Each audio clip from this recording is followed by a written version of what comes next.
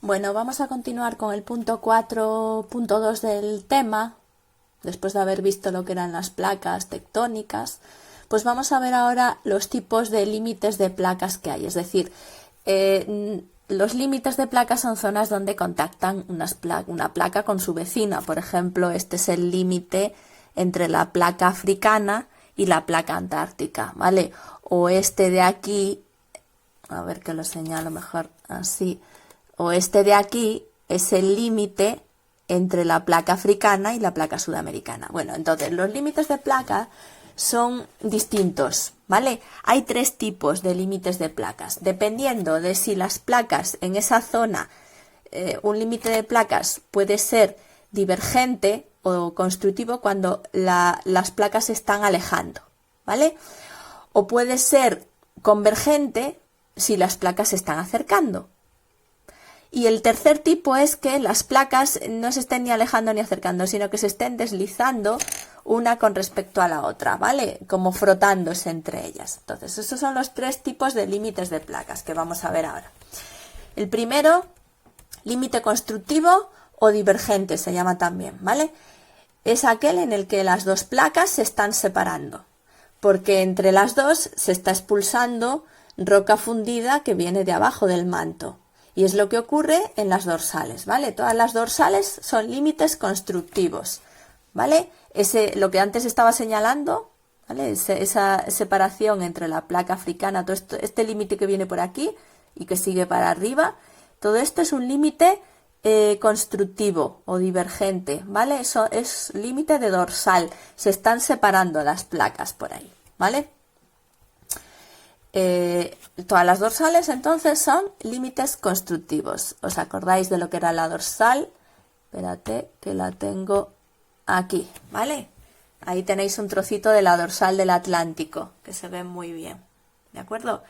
Entonces, por aquí, por esa grieta de la dorsal, que se llama rift, esta grieta, ¿vale? Pues por aquí se está expulsando lava que hace que se separen la placa euroasiática, ¿vale? Y africana de las placas americana, norteamericana y sudamericana, ¿de acuerdo?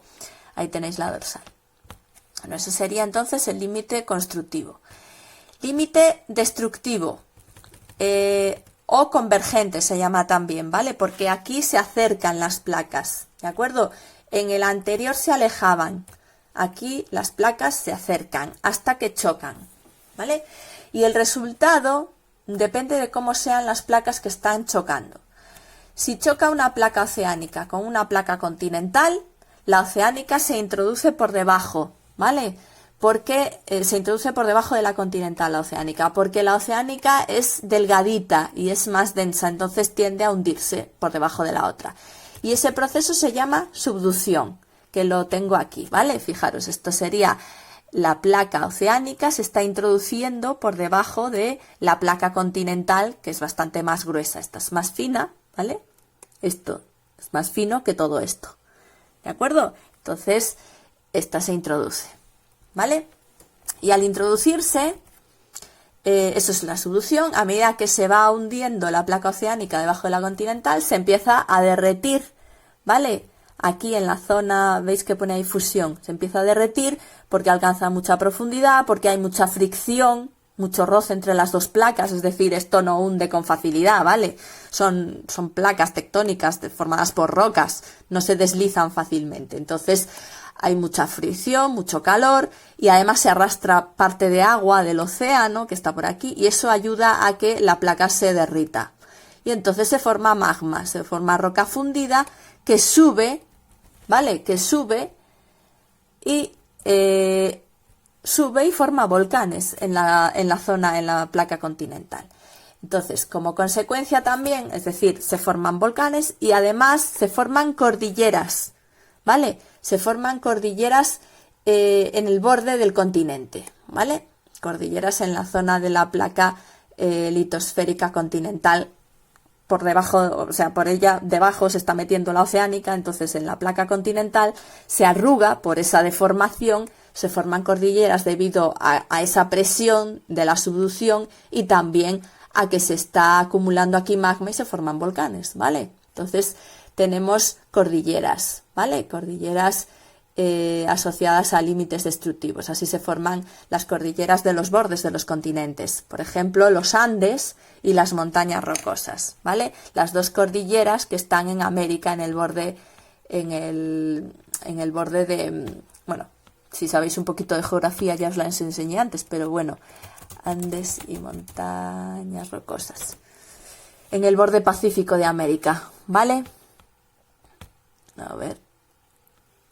Aquí tenéis América.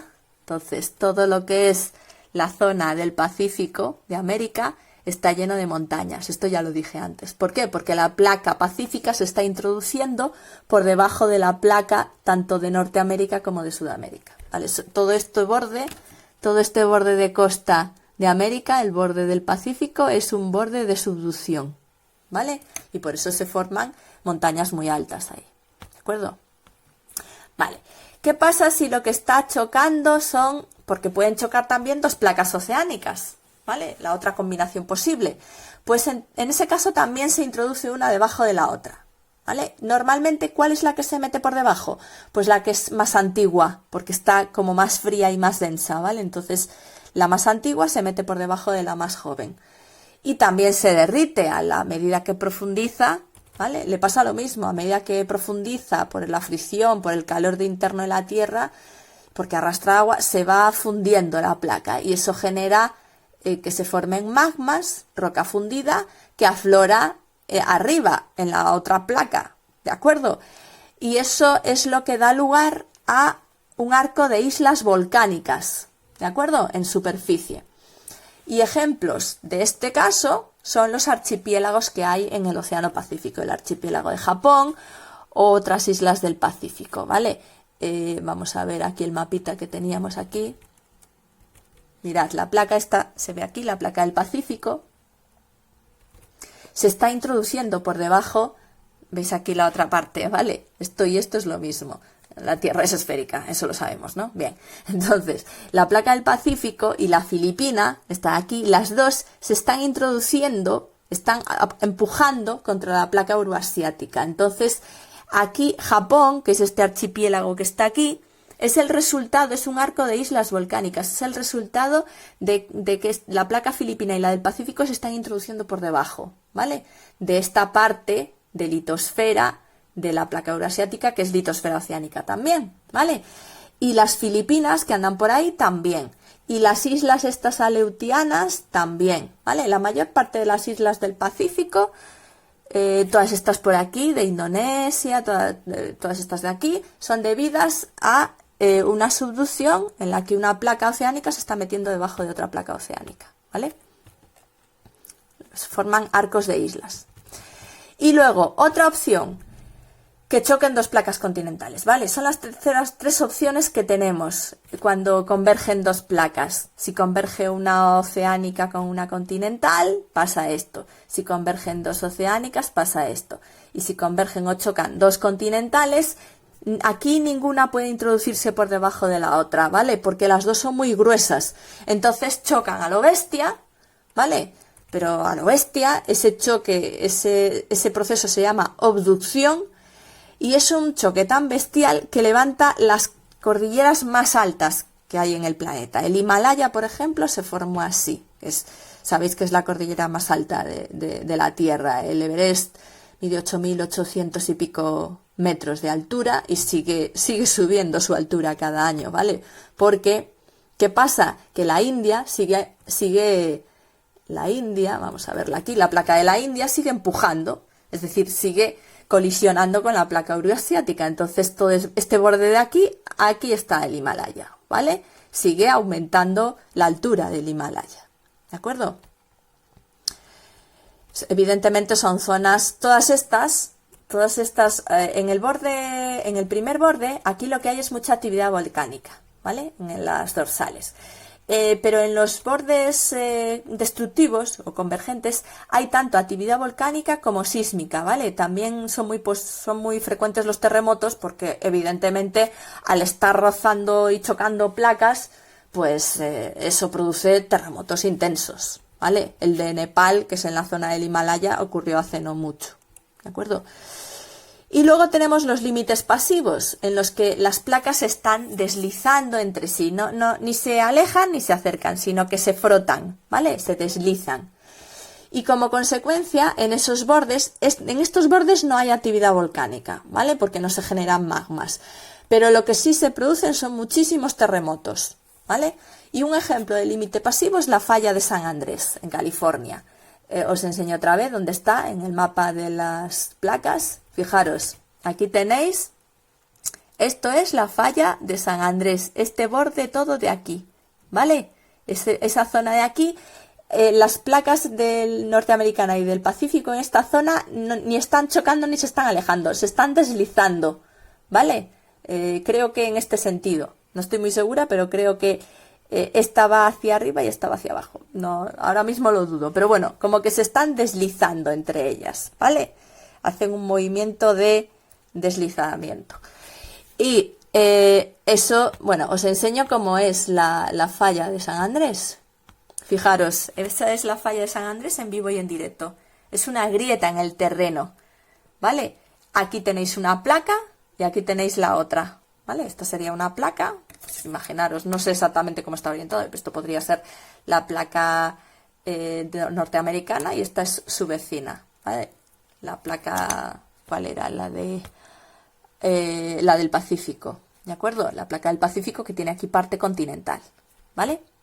Entonces, una tira para allá, la otra tira para el otro lado y ese es el borde, ¿de acuerdo? Como se ve en tierra firme la falla de San Andrés, ¿vale?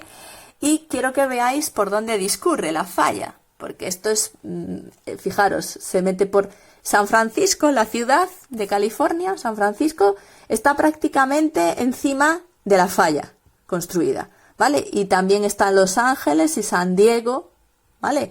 De hecho, pues son zonas muy peligrosas.